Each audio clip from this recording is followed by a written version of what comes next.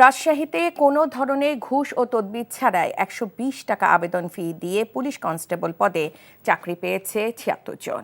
বুধবার রাতে জেলা পুলিশ লাইন মাঠে পুলিশ সুপার মোহাম্মদ আনিসুজ্জামান মেধা ও যোগ্যতার ভিত্তিতে ৭৬ জন কনস্টেবল নিয়োগ চূড়ান্ত করেন। এদের মধ্যে ১৬ জন নারী ও ৬০ জন পুরুষ। পুলিশ সুপার বলেন ৭,৬২২ জন আবেদন করেছিল। এদের মধ্যে কাগজপত্র যাচাই বাছাই, লিখিত মৌখিক পরীক্ষা শেষে ৭৬ জনকে চূড়ান্ত নিয়োগ দেওয়া হয়।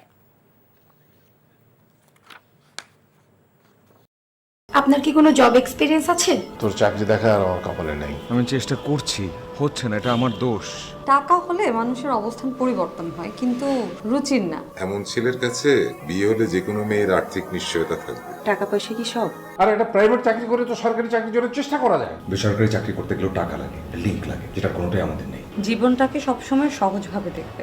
অর্থ মূল্য ছাড়া কোনো কাজের কোনো মূল্য কেউ দিতে চায় না। বিয়ে করে ফেলো আমাকে। খাওয়াবো কি তোমাকে আমি? বেকার ছেলে মুখ দেখাটা একটা বিরক্তিকর। এক রত্তি বেঁচে থাকার গল্প, আর সত্যি বন্ধুত্বের সংকল্প, সেটা অল্প অল্প করে বদলে যাচ্ছে কল্পনা।